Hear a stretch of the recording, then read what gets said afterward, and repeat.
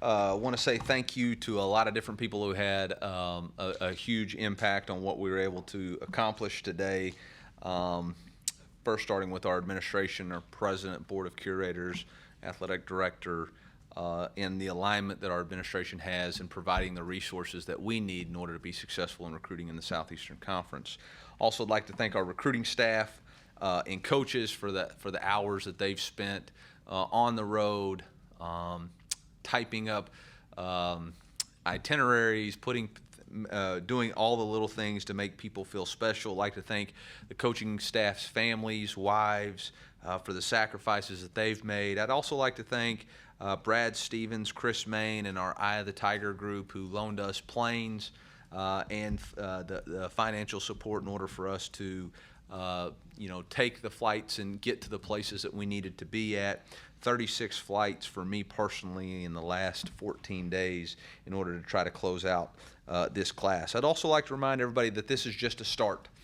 Today is just a start of what you're trying to build your roster towards for next year. And so today we were able, up until this point, to have 14 signees that we're very excited about. But we're going to be looking to continue to add to our program as we have attrition, whether that's voluntary or not. Whatever we need to do to replace the players who may or may not leave on our team, and whether or not we find a few more high school players that want to sign with us in the second signing period in February. So we're going to be continuing to add to this class. Really excited about this class. We've released all of the names, but I think we've done a tremendous job of our stated goal, which is to recruit the state of Missouri first, and to make sure that we do a tremendous job of signing the best players in this state, signing 9 within this state, both in the St. Louis area, Kansas City area, and in rural Missouri. And just very proud of our staff's efforts to do that. When we left the state, we were able to sign some tremendous football players. Sam Horn, obviously a very talented quarterback who led his team to the state championship in the state of Georgia and one of the top football teams in the country. Wish him luck as they play in a national championship game of some sorts this weekend. Obviously, Tavares Jones, an outstanding running back from the state of Texas, who we're very excited about. And then Val Erickson, a guy that we were able to sign out of the city of Chicago, which for us is an area that we would like to be more actively recruiting, and Eric Link did a nice job of being able to get him. Obviously, the headliner of the class, Luther Burden, the #1 consensus player at his position, at the wide receiver position, and a guy that we were able to keep at home over the Blue Bloods of college football. And so very proud and excited for the opportunity that he's given us to coach him and to continue to build this program and continue to strive to win a championship. With that, I'll open it up for questions. Coach, do you remember your reaction when Luther Burden first committed, and can you tell us about what that was like for you? That was a lot of nights ago. During the season? Yeah, During the bye week, I think. It was almost a sense of relief. Like, we'd put a lot into it and didn't know exactly which way it was going to go. Didn't have the last visit, but knew that we had put a lot of effort, energy into that, and to kind of have that all come to fruition was kind of a sense of relief and excitement about what the possibilities are moving forward in recruiting this state. When you got Sam, it was February. How big is it when you're putting together a class to have that guy who's clearly your top quarterback target on board so early? Yeah, anytime that you can secure your quarterback and build your class around him, it's a huge advantage for your recruiting. There's no wonder about who it's going to be, and for us to be able to sign one of the elite quarterbacks in the country. He's clearly one of the best players in the country and quarterbacks, and so it was an easy sell, and I think it was something that made not only Luther but Jamarian and Makai Miller very comfortable in joining with us. And I know it was instrumental in getting T-Man to come on board with us too. When you look at the offensive group that we were able to sign in this class, with the 3 offensive linemen of Val, Armand, and Tristan. I mean, three guys who two of them have very good position flexibility, can play guard or tackle. Armand's, a guy who is SEC size ready, in just a tremendous line of scrimmage player. Combine that with three dynamic wide receivers. I think you'd be hard-pressed to find three better wide receivers in the country in one class. A quarterback who's a winner by every measurement, and a running back who averages 10 yards a carry. It's a pretty special group that we're very fortunate to have. How quickly can the offensive skill position players kind of change what you are offensively? I think it's always a little bit easier for an offensive skill player to maybe come in and play early, just because they play with the ball in their hand, and if you're a natural player with the ball in your hand, that translates quicker. I think it's always a little bit of a challenge to figure out where you fit in and maybe understand the schemes.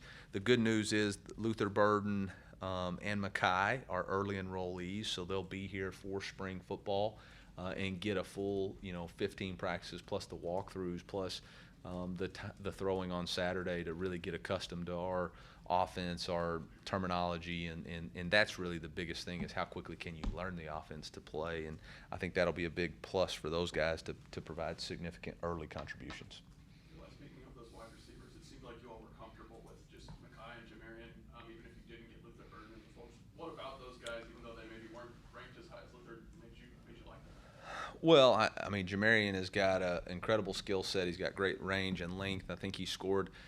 His high school coach told us he scored every way possible except for a safety. He never tackled somebody for a safety, but every other way: pick six, fumble return for a touchdown, threw a touchdown, rushed for a touchdown, received a touchdown. So he's an incredible athlete. Went and watched him play basketball. I mean, can jump, rebound. He can dunk. He can't shoot real well, but he is a tremendous. I'm just kidding. He's a tremendous athlete. So we knew he had great ball skills, and I mean, the moment he comes in and can focus on his nutrition, we get him with Liz and Coach Russell. I mean, he is going to be an athletic freak. Makai Miller is a guy who's got great position flexibility from a slot to an outside guy. He's got a competitive spirit about him, is not afraid to go over the middle and make contact catches.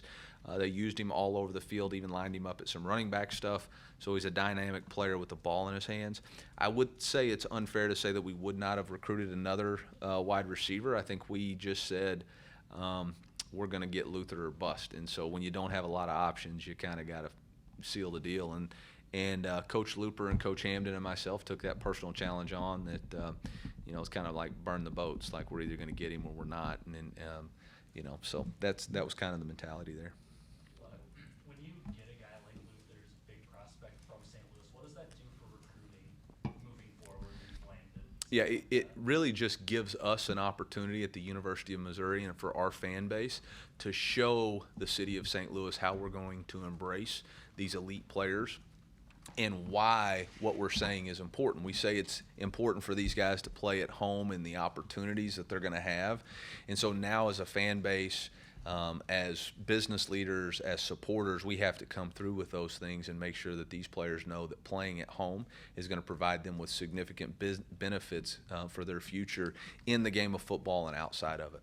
Coach, you're embarking on quite the journey today, going all across the state. Well, why is that important for you? I don't think that's ever been done in Mizzou history, doing what you're doing. Well, I think it's a challenge for us to continue to build our brand.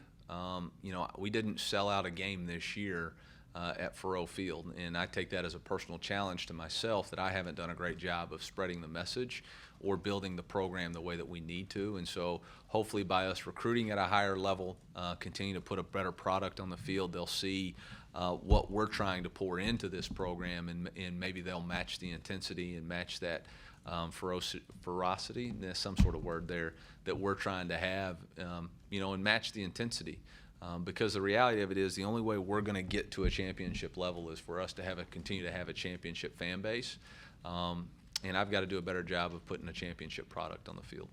What were your discussions with Sam as far as baseball goes? I know he's really good, but Yeah. it's also a position where, being in spring football is important. So how's all that work? Well, first off, Sam's going to complete his high school season, and he's going to play baseball for his high school team, which is important to him. When he comes here, obviously, we want him to chase. We talk about chasing 2 dreams: a life with football and a life outside of football. We're going to let him chase three dreams: a life with football, a life with baseball, and a life outside of athletics. When he's football, he'll be full-time football, and in the spring, we'll work around our spring schedule to allow him the opportunity to pursue his baseball interest and career.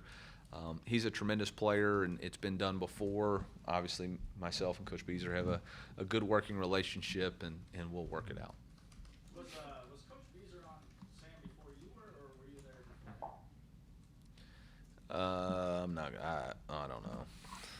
No, the unique story about Sam is that his great uncle Claire Houston is in the Mizzou Athletics Hall of Fame as both a football player and baseball player, and ran track here. And so Sam has a connection. His family has some extended family in St. Louis, and so that really opened up an avenue for us to really recruit him and make that unique connection that helped sign him. I think you mentioned earlier that the Cons of Martin helped you with the Luther Burden side. Can you share that with us, how that worked? Yeah, obviously, Conzo being from East St. Louis, his sister's the principal at the high school, so that gave us a unique insight there.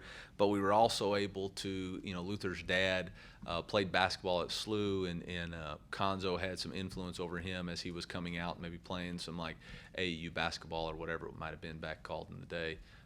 Conzo was one of his coaches, and so that was really important, when they would come up, to make sure they got a chance to say hi to Coach, and Conzo's got a great reputation in St. Louis, and just a great person of character, and anytime he can vouch for myself or the University of Missouri, it goes a long way for us in recruiting, and probably wouldn't have been able to sign him if it wasn't for him. You guys have 4 players from Kansas City area signed in this class. You haven't had anyone from Kansas City since 2018. Just how important was it to increase the recruiting efforts in that area, and what do you think allows you guys to be able to do that? Yeah, we obviously want to do a great job of increasing our efforts.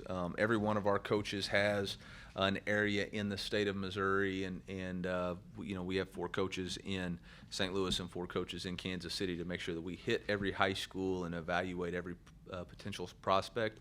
It's not always, it's always about finding the right fit and the right needs, and sometimes timing isn't always work out. But it was really important for us to continue to build in St. Louis and build in Kansas City and recruit Kansas City. I thought we had done a nice job the previous year, but had maybe let a few get away out of the Kansas City. So we kind of doubled down our efforts. Coach Woods led our efforts in Kansas City, and really excited about what we're building and the potential possibilities of other players, specifically in the 23 and 24 class, of beginning a pipeline there. You mentioned a couple times kind of having to recruit Marquise all the way through last night. Yeah. Can you just kind of give us any insight into what that's like those last 24 hours that you've had committed for a long time?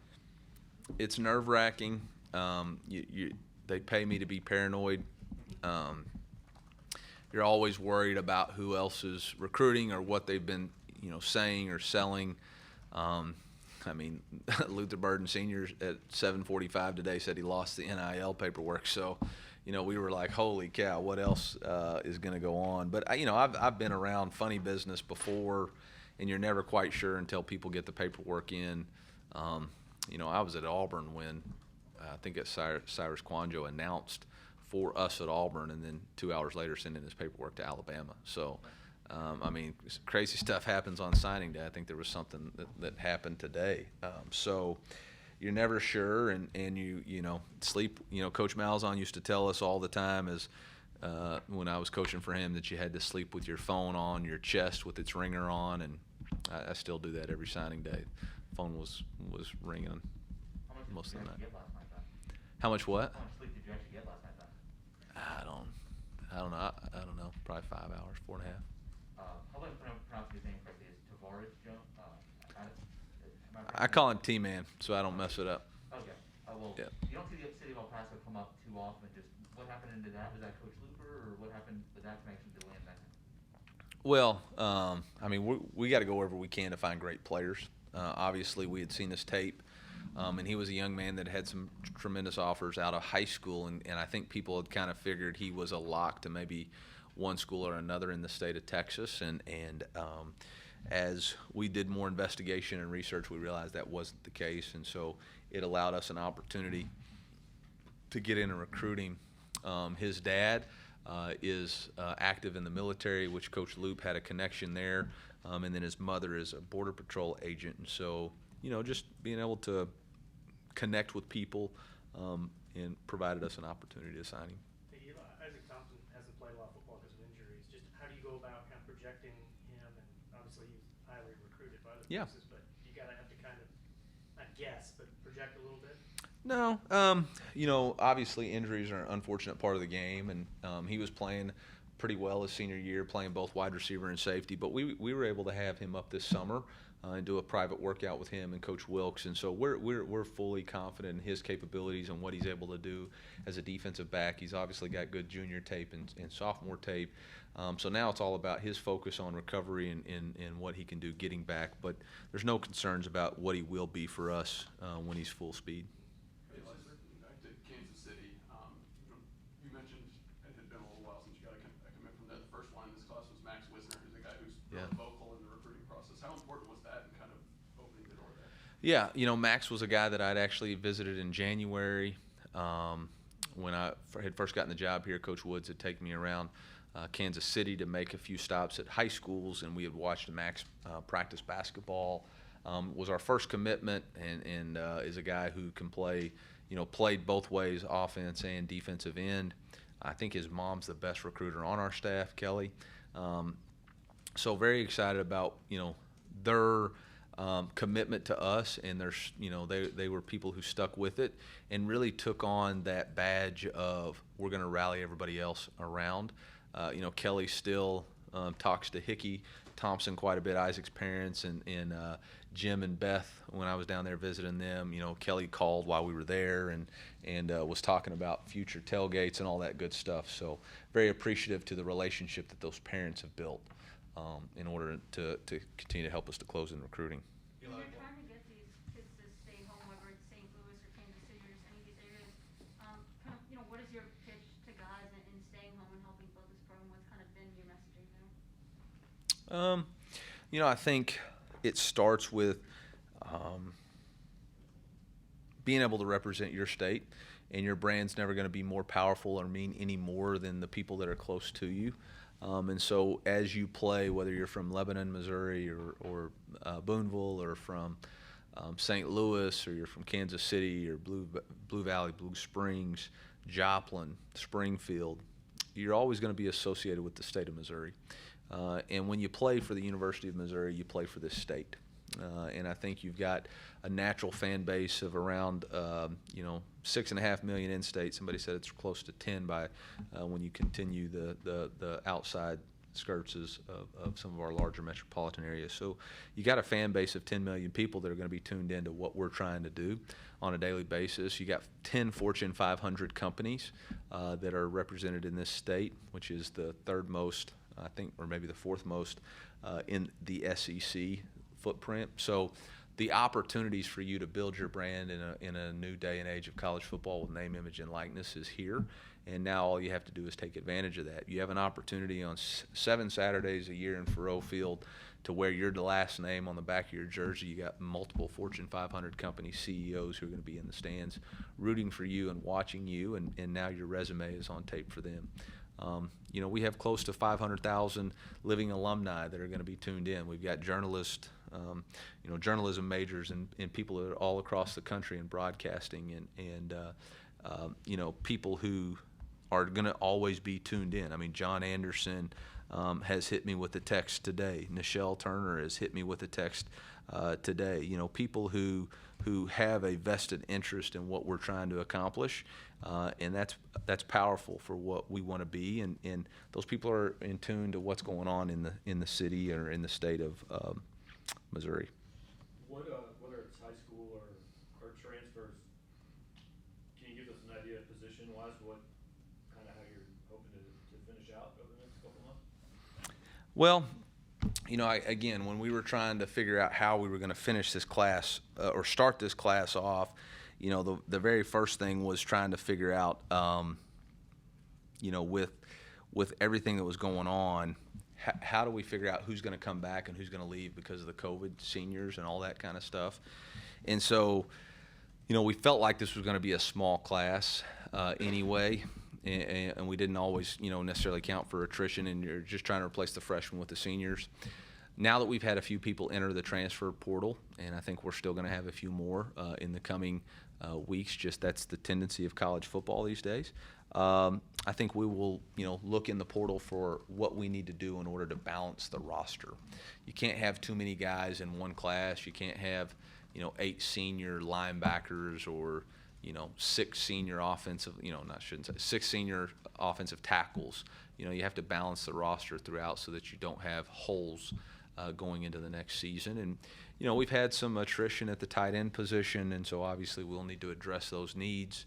And we won't ever turn away a great player that fits us. So if there's a great player that fits what we're trying to accomplish, then we would be sure to take them. But they're going to have to fit us. We want them to be uniquely you, but we want them to join us in what we're trying to accomplish as a football team. Coach, I believe you tied the recruiting record at Mizzou last year. This year it looks like you're going to break it. How satisfying is that for you to see those results?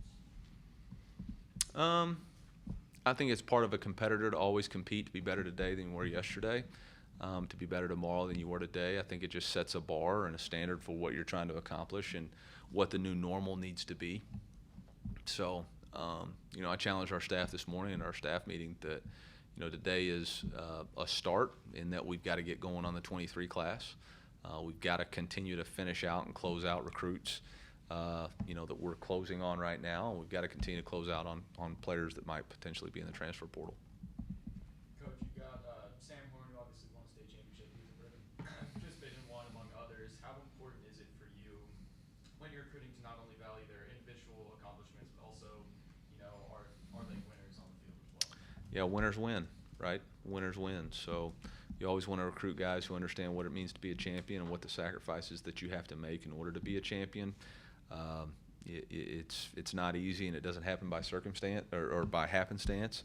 It's deliberate, and so we definitely value people who contribute towards championship culture. I mean, Tristan Wilson's team won the conference championship. Armand Mimbo's team was in the semifinals. Tavares Jones' team made it the first round. Marcus Scott made the playoffs for the first time in 3 seasons. So there was a lot of guys on our football team who made significant impacts to their programs. Other than you said the phone on your chest when you're sleeping, is there any other signing day, things that you do every single signing day? Drink coffee. No, sent Andy to get us some cinnamon rolls. I love me a good Eliana cinnamon roll. Drink Diet Coke, but I don't have any crazy superstitions or anything like that. I wore I wore the gold sweater that Lane Kiffin seems to poke fun at quite a bit. But other than that, I don't have anything crazy. How many cinnamon rolls have you had today? I had 2, and I may have another one. It's signing day, so.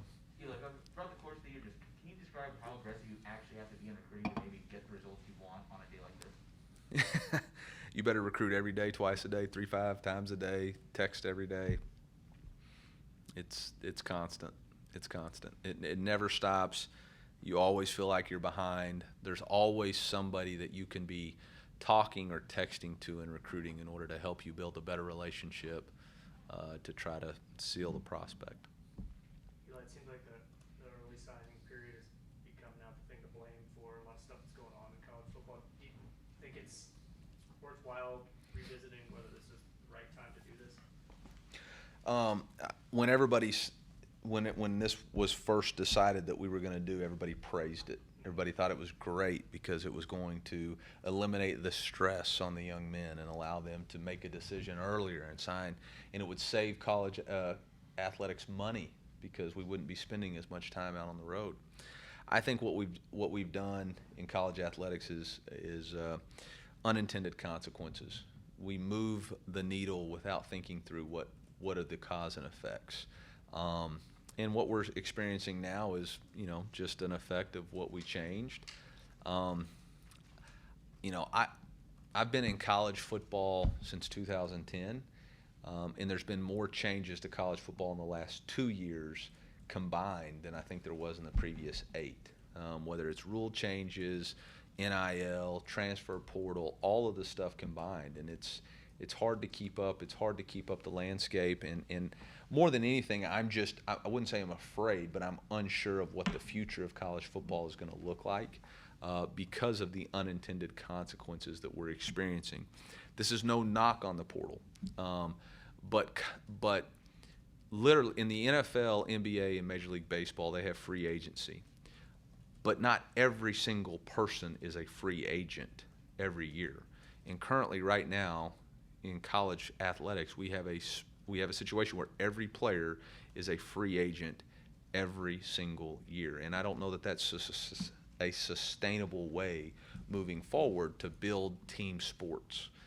There's so many things that are going to be required in order to play this game at a high level. The best teams have the best camaraderie. It's still going to be a team game. So it's a challenge. I don't necessarily know I have an answer. I do think I have a fairly good assessment of what the problems are, but I don't know that there's a good answer. I don't necessarily think it's anything to blame. I think the reality of it is everybody is taking the information they have, and with that information they're making decisions. So whether it's moving on from coaches sooner, or players making a decision sooner, or recruiting classes, or people going in the transfer portal during the midseason, all of that is just people using the information and making decisions. Kind of along those lines, you mentioned NIL, and I understand it's what the rules are, and it's not part of the recruiting process. But oh, it's not? Okay. Theoretically, this is the first class of kids who signed with. Can you tell during the process, is it too early to know how that's impacting the recruiting process? No, it's very much impacting the recruiting process. It's very much discussed and talked about, not necessarily in a fact of, inducements or anything like that, or quid pro quos, but it's very much you've got to educate them on what the opportunities could potentially be, or what you're going to do to help somebody increase their personal brands, and how are you going to educate them on what their opportunities of NIL could be and would be should they choose the University of Missouri. I mean, I probably wouldn't know that we had 10 Fortune 500 companies in the state of Missouri if I didn't know through NIL opportunities what those could potentially be. And so I think it's here to stay.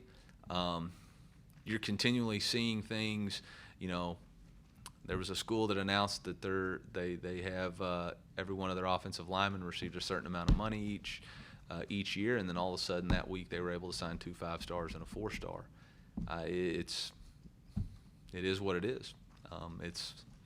I don't necessarily, again, unintended consequences. I don't think that's what it was supposed to be for. I don't think that's how it was meant to be. But in college football, we tend to have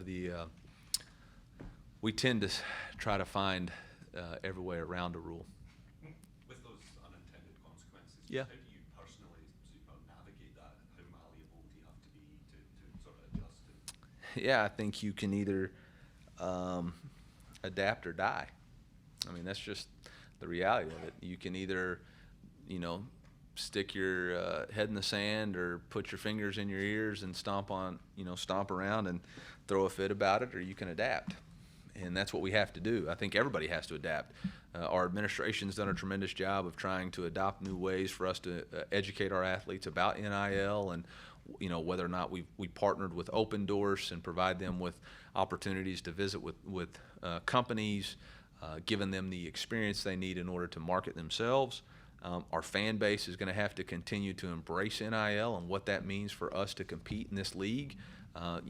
Recruiting throughout the Southeastern Conference, seeing different billboards along the side of the road makes you realize that we're going to have to do the same thing here as fans of our program and fans of our sport in order for us to compete at a high level. Yeah, you got to adapt or die, and you got to be willing to adjust to change. And it's the new face of college football. You can either embrace it or you can get left behind. And I don't plan on getting left behind. I got 4 young girls, so got a lot of coaching left to do. Not a lot of hair left, but a lot of coaching. Coach, we're back to Luther Burden. Just how quickly do you think he can make an impact for you guys? Is he guys that, first game of the season you think could be that kind of impact player for you? I don't want to put unnecessary burdens or comparisons on young men. Everybody's got their own race and ability, and everybody adjusts and acclimates at different speeds. And so we know what Luther's potential can be and will be, and we're just going to be here to help him develop at his rate. And so I don't want to, I don't think we need to come in here and tell him he's got to be Randy Moss day one. All we need him to be is the best version of Luther Burden that he can be. And if he'll come in with a personal responsibility and daily excellence, if he'll come in with this always compete mindset, if he'll buy into what we're trying to do in the weight room and nutrition and continually work on the fundamentals and techniques, he'll be a contributor sooner rather than later. But by no means does he need to feel any more pressure from me than what he's going to put on himself.